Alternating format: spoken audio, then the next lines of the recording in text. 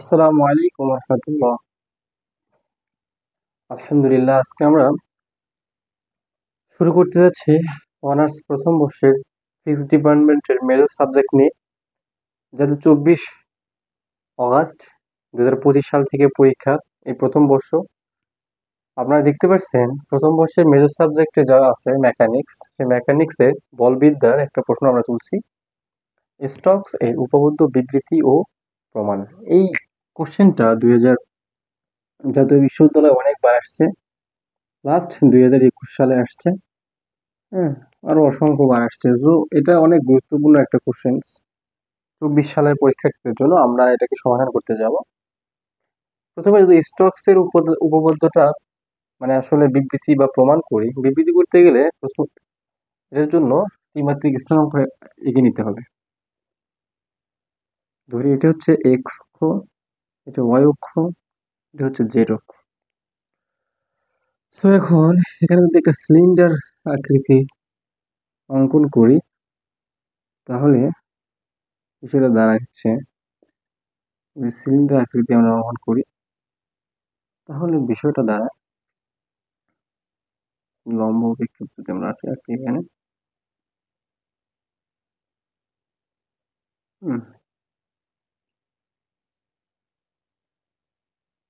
তো আপনারা দেখতে পাচ্ছেন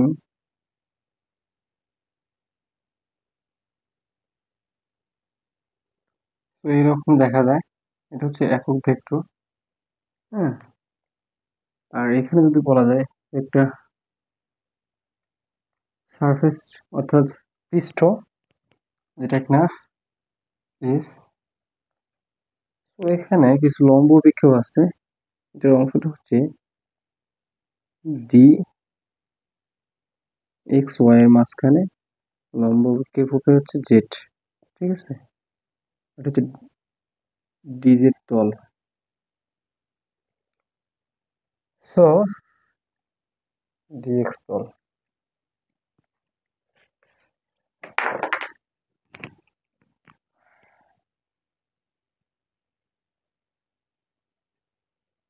তাহলে এটা হচ্ছে ডিএক্স ডিওয়াই তল, তলে হচ্ছে জেড এর লম্ব বিক্ষেপ তৈরি হয়েছে। সো আমরা যদি এখন স্টকসের বিবৃতি যদি আমরা লক্ষ্য করি, তাহলে দেখতে পারবো এই চিত্রটা অনুযায়ী আমরা পড়বো, আসলে একদম মুখস্থ করবো না, মুখস্থ করে থাকবে না এগুলো। সো আমরা স্টকসের থিওরিটা এখান থেকে একটু বিবৃতি করি। যদি বলা হচ্ছে, যদি একটি সাধারণ বক্ররেখা সি, সো এটা একটা সাধারণ বক্ররেখা এখানে দেওয়া আছে, এখানে সি, এই সাধারণ বক্ররেখা সি যেটা গোল চিহ্ন, হ্যাঁ, এই গোল এটা বক্ররেখা, তো হ্যাঁ, এই বক্ররেখা দ্বারা আবদ্ধ একটি ক্ষেত্র, তাহলে এই ওয়াই আর জেড একটা ক্ষেত্র, সেই ক্ষেত্র যদি আমরা এস ধরি, হুম, তাহলে ওয়াই ও জেড বা এক্স আর ওয়াই এই প্রত্যেকটা ক্ষেত্রে একটি ক্ষেত্র যদি এস ধরি, তাহলে এই যদি একটি ভেক্টর বিন্দু হয়, এখানে এই যদি একটি ভেক্টর বিন্দু অপেক্ষ বা ফাংশন হয়, তাহলে আমরা বলতে পারি close integral A vector dR vector equal to surface integral nabla operator cross গুণন এ ভেক্টর ইন্টু হচ্ছে একক ভেক্টর ডিএস। সো এটাই হচ্ছে স্টকসের উপপাদ্য। তোমায় বোঝা গেল? আরেকবার বলে দিই, যদি একটি সাধারণ বক্ররেখা, একটা সাধারণ বক্ররেখা, সরলরেখা না, হ্যাঁ, কার্ভ লাইন, যদি একটি সাধারণ কার্ভ লাইন একটি ক্ষেত্র এস এবং এস হয়, এবং সেই ক্ষেত্রের উপর এই একটি বিন্দু ভেক্টর হয়, তাহলে আমরা লিখতেই পারি A dot dR equal to surface integral nabla operator cross গুণন A vector, A vector into একক ভেক্টর ডিএস। ঠিক আছে, সো আমরা এখন প্রমাণের সারসংক্ষেপ যেটুকু বাংলা কথা এগুলো লিখে নেব। তো প্রমাণটা আমরা একটু দেখবো চিত্র সাহায্যে, কারণ আমরা মুখস্থ রাখার কোনো অবকাশ নেই, আসলে মুখস্থ রাখা যাবে না। কারণ এখানে বলছে যে, মনে করে এস একটা সমতল যার উপর অঙ্কিত লম্ব অভিক্ষেপগুলো আছে। এস একটা, হ্যাঁ, সমতল, এই সমতলে আছে অঙ্কিত, যার উপর অঙ্কিত লম্বগুলো হচ্ছে লম্ব অভিক্ষেপ, যেগুলো কিনা এক্স ওয়াই, ওয়াই জেড এবং জেড এক্স, অর্থাৎ এক্স ওয়াই, ওয়াই জেড এবং জেড এক্স সমতলে রয়েছে। যে ক্ষেত্রগুলো উৎপন্ন করেছে আসলে, সেগুলোকে আমরা যদি দেখি, তাহলে লম্ব বিক্ষোভের যে ক্ষেত্রগুলো, তা হচ্ছে আর জেড, আর এক্স, আর ওয়াই, অর্থাৎ এক্স ওয়াই হচ্ছে আর জেড, আর ওয়াই জেড হচ্ছে আর এক্স, এবং জেড এক্স হচ্ছে আর ওয়াই, এই ক্ষেত্রগুলো উৎপাদন করেছে। হ্যাঁ, সো এখানে কিছু বক্ররেখা উৎপন্ন করেছে, সেগুলো হচ্ছে আমরা যদি বলি যে এক্স ওয়াই সমতলে বক্ররেখাটি যেটা উৎপন্ন করেছে সেটা হচ্ছে গামা জেড, আবার ওয়াই জেডে যে বক্ররেখাগুলো উৎপন্ন করেছে তা হচ্ছে গামা এক্স, আর জেড এক্সে যে বক্ররেখাটি উৎপন্ন করেছে তা হচ্ছে গামা ওয়াই। সো এদের প্রত্যেকটিকে আবার যদি আমরা ধরে নিই আলাদা আলাদা তিনটি ফাংশন ইকুয়েশন অর্থাৎ ফাংশনিক সমীকরণ হিসেবে লেখা যায়। যেমন যদি ধরি এস, এই সমতল যেটা পৃষ্ঠ আমরা পাইছি সেই সমতলকে যদি নিম্নের সমীকরণ আকারে লিখি তাহলে আমরা লিখতে পারবো Z is equal to function of x comma Y, আবার Y is equal to G of Y comma Z, আর সর্বশেষে যে সমীকরণটা লেখা যায় X is equal to H of Z X Z comma X. তো এই সমীকরণ ফাংশন আকারে লেখা যায় বা প্রকাশ করা যায়। ঠিক আছে। তো বন্ধুরা এখন আমরা যদি এই প্রমাণের দিকে গাণিতিক ব্যাখ্যার দিকে যাই তাহলে আমরা লিখতে পারি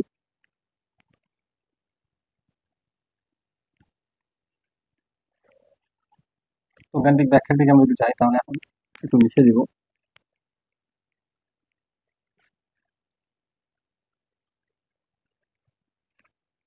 স্টকের এই থিওরিটা আমরা দেখছিলাম যে স্টকের যে সমীকরণটা প্রথম ইন্টিগ্রাল এই vector dR vector is equal to surface integral nabla operator cross গুণন এই ভেক্টরের সঙ্গে ইন্টু একক ভেক্টর এ ডিএস। হ্যাঁ, এটা ছিল স্টোকসের থিওরেম। এটা এক নম্বর সমীকরণ দিয়ে আমরা শুরু করতে পারি। কারণ এই সমীকরণের আমরা রাইট সাইড ডান অংশ থেকে লেখা শুরু করবো। অর্থাৎ আমরা জানি নাবলা অপারেটরের মধ্যে ত্রিমাত্রিক স্থানাঙ্ক, হ্যাঁ ত্রিমাত্রিক স্থানাঙ্ক রয়েছে। তো এই নাবলা অপারেটরের আমরা ত্রিমাত্রিক স্থানাঙ্ক থেকে আমরা একমাত্রিক ভাবে আমরা ব্যাখ্যা করে ধাপে ধাপে পরের দুই মাত্রিক অর্থাৎ মাত্রা বের করবো। প্রথমে এক মাত্রা আমরা বের করবো। অর্থাৎ যদি আমরা রাইট হ্যান্ড সাইড ধরি, ডান পক্ষ ধরি, ডান পক্ষ কি আছে এখানে সারফেস ইন্টিগ্রাল নাবলা ক্রস গুণন এ ওয়ান আই, যদি বলি তাহলে যা আছে তাই থাকবে। এটা হচ্ছে একক ভেক্টর ডিএস। সো এখানে আমরা আই কেন ধরলাম সেটা কারণ হচ্ছে আমরা এক এক্সিসে অর্থাৎ একমাত্রিক ভাবে বের করে পরে ত্রিমাত্রিক সহজভাবে অনুরূপভাবে ত্রিমাত্রিক বের করে নিয়ে যাবো। ঠিক আছে। সো যেহেতু এখানে নাবলার সঙ্গে এই একক ভেক্টর সরি এই ভেক্টরটি ক্রস গুণনে আছে তাহলে আমরা এখানে ক্রস গুণনের নিয়মে ভেক্টরের মানটা বের করে নিতে পারি। তা হচ্ছে যদি আমরা নিই সারফেস ইন্টিগ্রাল, যদি আমরা দেখি তাহলে নাবলার মানটা আমরা জানি সবাই এখানে আই জে কে। ঠিক আছে। এখানে নাবলার মান আমরা সবাই জানি del del x del del y del del z. So এখন যদি আমরা যেহেতু ভেক্টর এ এর একমাত্রিক ধরছি শুধু এক্স এর অংশটা থাকবে, সেই ক্ষেত্রে আমরা লিখবো যে ই অন, যেহেতু আই এর অংশটা শুধু আছে আর এখানে 0 0 হবে একমাত্রিক অ্যাক্সিসে। ঠিক আছে। সো এখন যা আছে তাই থাকবে একক ভেক্টর ডিএস। তো এরপর সারফেস ইন্টিগ্রাল এস, আমরা এখানে যদি এটাকে নির্ণায়কের মাধ্যমে ম্যাট্রিক্সটা সমাধান করি তাহলে ই কে রাখলে এই অংশটা আর হচ্ছে এই অংশটা বাদ যাবে আর বাকি থাকবে এটা। তাহলে এটাকে আমরা যদি মাল্টিপ্লাই করি তাহলে পাবো ডেল সরি যেহেতু আমরা এই ভেক্টরকে আমরা ধরতেছি তাহলে থাকবে হচ্ছে ডেল ডেল জেড। যেহেতু এখানে একটা কি আছে জে আছে, সো জে কে ধরে নিলাম। এরপর এটার সঙ্গে এটা গুণ হবে ক্রস মাল্টিপল। ঠিক আছে। Minus E cap del del Y. ঠিক আছে। তো সরি এটা একবার লেখা যায় একক ভেক্টর ডিএস। সো এটাকে যদি আমরা এর সঙ্গে গুণ একবারই করে দিই তাহলে কেমন হয় surface integral J cap del del Z A one minus A cap del del Y, হ্যাঁ এ ওয়ান।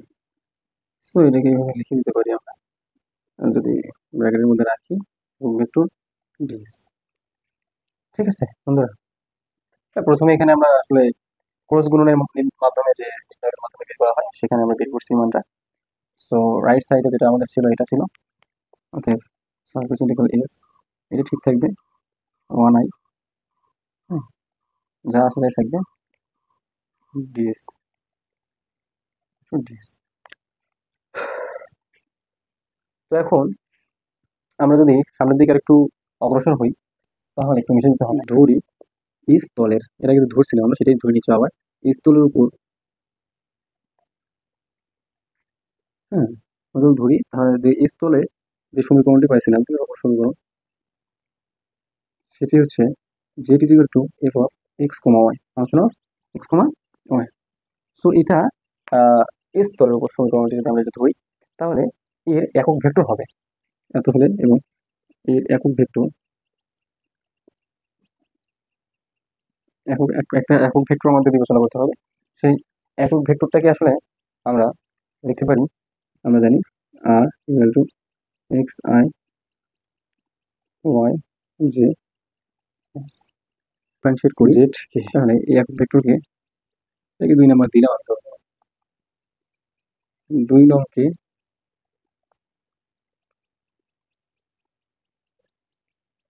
ওয়াই এর সাপেক্ষে, হ্যাঁ 2 নংকে ওয়াই এর সাপেক্ষে আংশিক ব্যবকলন করি। যদি আংশিক ব্যবকলন করি তাহলে আমরা পাবো, একটু মিশিয়ে দিই, তাহলে একটা মান পাবো আমরা। তাহলে ডেল আর ডেল ওয়াই এর সাপেক্ষে যেহেতু করতেছি, তাহলে এখানে এরকম ওয়াই হবে। সো এটাকে যদি আমরা করি প্রথমে এক্স ওয়াই, এই মানটা 0 হয়ে যায়।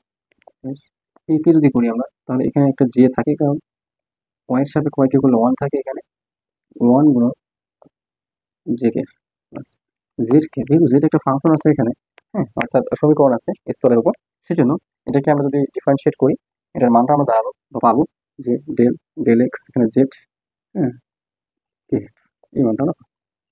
ঠিক আছে, কারণ জেডের মধ্যে আমরা দেখছি জেডের মধ্যে ওয়াই ফাংশনটা আছে। সো যেহেতু ওয়াই চলকটা আছে, এই জন্য আমরা ওয়াই এর সাপেক্ষে করলে জেডকে আমরা ফেলে দিতে পারি না। এটাকে নিয়ে কাজ করবো আমরা সামনের দিকে। তো ঠিক আছে, তো এখন যদি উভয় পক্ষে আমরা একক ভেক্টর যুক্ত করে দিই, এখানে দিতে পারি ভেক্টর, তাহলে সব ক্ষেত্রে যদি আমরা একক ভেক্টর করি, তাহলে এখানে বা এখানে হবে যুক্ত করে দিতে পারি।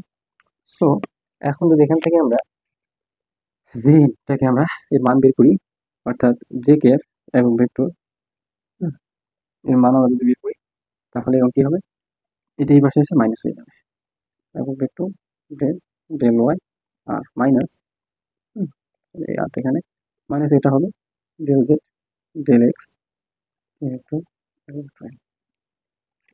ঠিক আছে, সো এটা একটা সমীকরণ আসলে আমাদের, কারণ এখানে আর এর স্পর্শক তল, হ্যাঁ এর স্পর্শক তলে কি হবে, এটা হচ্ছে এসির স্পর্শক তল, এসির স্পর্শক তল, ঠিক আছে, এসির স্পর্শক তলে এখানে এটা সমান 0 হবে, হ্যাঁ এটা সমান 0 লিখতে পারি। তাহলে এখন আমরা লিখতেই পারি যে যে এবং vector equal to minus del Z del x কে এবং ভেক্টর। সো এটাকে যদি আমরা একটা সমীকরণ দিচ্ছি 3 নম্বর সমীকরণে দিই, তাহলে এই 3 নম্বর সমীকরণে জে এর মানটা আমাদের এখানে বসে, সো উপরেরটাতে বসে, তো আমরা দেখতে পারবো, তাহলে আগে লিখে দিচ্ছি আমি, শুধু এখানে আমরা জে এর মানটা এটা বসাবো। সো তাহলে লিখে দিতে পারবো minus del Z del x কে এন, ঠিক আছে। এরপর যদি আমরা লিখি, এরপর দিয়ে ছিল মাইনাস সারফেস ইন্টিগ্রাল যেমন ডেল ওয়াই কে এন এস ডিএস, ঠিক আছে। সো এন বলতে এখানে একক ভেক্টর, তো একটু যদি সামনের দিক যাই, তাহলে এই মাইনাসটাকে সামনে নিলে কি হবে, তাহলে minus surface integral del one del z, তো ডেল জেড ডেল এক্স, ঠিক আছে। এখানে হচ্ছে কি, এই মাইনাসটা কিন্তু তখন হয়ে যাবে প্লাস, তার প্লাস কিন্তু এখানে সার্ভিস ইন্টিগ্রালটাকে আমি সামনের দিকে নিয়েছি, কমন নিয়েছি, ডেল ডেল ওয়াই এ এন সরি এবং ভেক্টর ডিএস, ঠিক আছে। সো এটাকে আমরা লিখতে পারি এভাবে।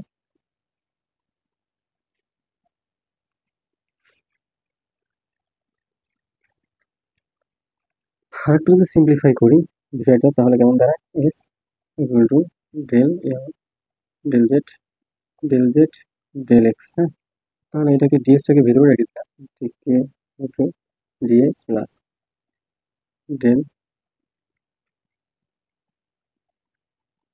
ওয়ান ডেল ওয়াই কে, আচ্ছা কে যেহেতু একই জিনিস, তাহলে এটাকে বাইরে লিখে দিতে পারি আমরা, ঠিক আছে, প্লাস ডেল ডেল ওয়াই কে ভেক্টর ডিএস, এটাকে এভাবে লিখতে পারি। সো এটাকে আমরা 4 নম্বর সমীকরণ দিলাম। এটা পাইছিলাম আমরা হচ্ছে এখান থেকে। তাহলে মূল সমীকরণটা আমাদের কিন্তু ঠিক থাকবে, সর্বদাই মূল সমীকরণটা কি থাকবে, ঠিক থাকবে। এ ওয়ান এক্স ওয়াই জেড অক্ষের, হ্যাঁ, সমান হচ্ছে এ ওয়ান ইকুয়াল টু ধরে নিতে পারি এক্স ওয়াই, তাহলে যেটা ফাংশন ছিল এফ অফ এক্স ওয়াই, ঠিক আছে, এই ধরে নিতে পারি ইকুয়াল টু এফ, একটা ক্যাপিটাল ফাংশন ধরি যেটা কিনা ওয়াই সাপেক্ষে ডিভাইড করা ছিল, তাহলে ওয়াই ইকুয়াল টু এত, এত ধরি, এটা কিন্তু ধরে নিতে পারি, এটা কি করতে পারি, ধরে নিতে পারি। তো এটাকে যদি আমরা 5 নাম্বার ইকুয়েশন দিই, ইহাকে অর্থাৎ 5 নংকে যদি আমরা ওয়াই এর সাপেক্ষে আংশিক অধ্যয়ন করি, সাপেক্ষে আংশিক অন্তর্কলন করি, তাহলে কেমন হয়, হ্যাঁ, তাহলে যে মানটা পাবো সেটা হচ্ছে ডেল ডেল ওয়াই, ঠিক আছে, ফাংশন অফ এফ, এটাকে আমরা যদি করি তাহলে পাবো হচ্ছে del A one del Z del Z del X plus del A one del Y, এটা পাবো আমরা। সো এই ফাংশনটাকে যদি আমরা এখন উপরে এই 5 নাম্বারে বসাই, এই মানটাকে যদি আমরা উপরে 5 নম্বর বসাই, তাহলে আমরা কি পাবো, সরি 5 নং না, এটাকে যদি আমরা 4 নং এ বসাই, অর্থাৎ দেখা যাচ্ছে এই ফাংশনটা আর এই ফাংশনের রূপভেদ প্রায় সেম, অর্থাৎ একই। সো আমরা এখন বসাতেই পারি, আমরা এখানে বসাবো, এই মানটাকে এখানে বসাবো। So DS equal to surface integral, surface integral মানে সারফেস ইন্টিগ্রাল ছিল এখানে এই পুরোটার মান হচ্ছে ডেল এফ ডেল ওয়াই, যেহেতু এই পুরোটার মানের সঙ্গে মিলে গেছে, এখানে যে কে এবং ভেক্টর, হ্যাঁ, ডিএস। সো এখন যদি আমরা আর অঞ্চল গ্রিন থিওরেম ব্যবহার করি, আর যেটা হলো স্তরের লম্ব অভিক্ষেপ আমরা দেখছিলাম এক্স ওয়াই সমতলে, তো এখানে যদি আমরা ধরি একটু বিশ্লেষণ করি, তাহলে আর জেড মাইনাস আর জেড লিখতে পারি ডেল এফ ডেল ওয়াই, যা আছে, তাহলে এক্স ওয়াই সমতলে যেহেতু লম্ব অভিক্ষেপ ছিল, তাহলে আমরা লিখতে পারি যে ডিএক্স ডিওয়াই, এখানে আমরা লিখতে পারেন যে আর জেড হচ্ছে এক্স ওয়াই সমতলে তাহলে লম্ব অভিক্ষেপ, সো আমরা এরপর এখানে যদি গ্রিনের থিওরিম, অর্থাৎ গ্রিনের উপপাদ্য নামে একটা উপপাদ্য আছে, সেই সূত্র বা ফর্মুলাটা যদি এখানে ব্যবহার করি আমরা, তাহলে পাবো, তাহলে আমরা লিখতে পারবো যে ক্লোজ ইন্টিগ্রাল একবার লিখতে পারি c equal to f dx, এটা লিখতে পারি, গ্রিনের উপপাদ্য হতে ডাইরেক্ট লিখতে পারি আমরা, যেহেতু from Greens theorem Greens theorem থেকে ডাইরেক্ট এই জায়গা থেকে এই জায়গায় ডাইরেক্ট আসতে পারে। তো এখন যদি আমরা লিখি যে সেখানে সারফেস ইন্টিগ্রাল, আমরা যে বাম সাইড আর রাইট সাইডে লিখছিলাম যে সারফেস ইন্টিগ্রাল নামলা ভেক্টরের সঙ্গে অপারেটরের সঙ্গে যদি আমরা এ ওয়ান ক্রস করছিলাম, এটা হচ্ছে ডিএস এবং ভেক্টর ডিএস ছিল, এটা সমান লিখতেই পারি হচ্ছে ক্লোজ ইন্টিগ্রাল এ ওয়ান ডিএক্স এর সমান, এটা হচ্ছে এ ওয়ান ডিএক্স এর সমান। সো একইভাবে যদি লিখি আমরা, একইভাবে এটা এক্স ওয়াই সমতলের জন্য বের করছিলাম, এরপর যদি আমরা ওয়াই জেড সমতলে বের করি তাহলে এরকম হবে surface integral s nabla operator এ, এটা হচ্ছে 2 হবে, এটা জে হবে, যেহেতু এখানে জে ভেক্টর অর্থাৎ জে স্থানাঙ্কে স্থাঙ্কিত। সো এখানে যদি আমরা করি এবং vector ds equal to close integral a to dy. So তারপর এবং আবার যদি লিখে পাবি এ থ্রি কে, প্রত্যেকটা ভেক্টরকে যদি ফাংশনে আমরা তিন বা ত্রিকের ক্ষেত্রে আমরা ব্যবস্থায় নিয়ে যেতে চাই, তাহলে এরকম পাবো close integral A three DZ. So এদের প্রত্যেকটাকে যদি আমরা সমীকরণের নাম্বার দিলাম 7, প্রত্যেকটা সমীকরণকে যদি আমরা যুক্ত করি করে তাহলে আমরা স্টকসের থিওরেমটা পাওয়া যাবে। তো স্টকসের থিওরেম পাওয়াটাই আমাদের মূল লক্ষ্য ছিল, যে ওখানে যাবো আমরা স্টকসের থিওরেম বের করবো। তো এই তিনটাকে যদি আমরা এখন যুক্ত করি, হুম, একত্রে করে পাই, একত্র করে পাই। তো একত্র করলে আমাদের A1, A2, A3, I, J, K এগুলো সবগুলো হচ্ছে আমরা দেখছিলাম এক্স ওয়াই জেড এর অবস্থান ভেক্টরের একটা রূপভেদ, ঠিক আছে, ত্রিমাত্রিক ক্ষেত্রে। সো আমরা লিখে নিতে পারি যে একত্রে করে পাই বা ত্রিমাত্রিক স্থানাঙ্কের ক্ষেত্রে, ত্রিমাত্রিক স্থানাঙ্কে স্থানাঙ্কের ক্ষেত্রে যদি আমরা দেখি, তাহলে সবগুলোকে যদি আমরা যুক্ত করি তাহলে আমরা পাবো সারফেস ইন্টিগ্রাল। যুক্ত করলে আমরা দেখতেই পাচ্ছি এখানে নর্মাল ভেক্টর গুণন এ, হ্যাঁ, এ ভেক্টর একক ভেক্টর ডিএস ইকুয়াল টু এই চারটাকে যদি আমরা যোগ করি, সরি তিনটাকে, তাহলে আমরা যেটা পাবো সেটা হচ্ছে গ্রিনস থিওরেমটা। এটা গ্রিনস থিওরেমটা। হুম, তাহলে সবগুলোকে যদি আমরা যুক্ত করি তাহলে আমরা পাবো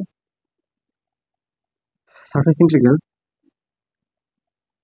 যুক্ত করলে আমরা দেখতেই পাচ্ছি এখানে নর্মাল ভেক্টর গুণন এ, হ্যাঁ, এ ভেক্টর একক ভেক্টর ডিএস ইকুয়াল টু এই চারটাকে যদি আমরা যোগ করি, সরি তিনটাকে, তাহলে আমরা যেটা পাবো সেটা হচ্ছে close integral c e DR.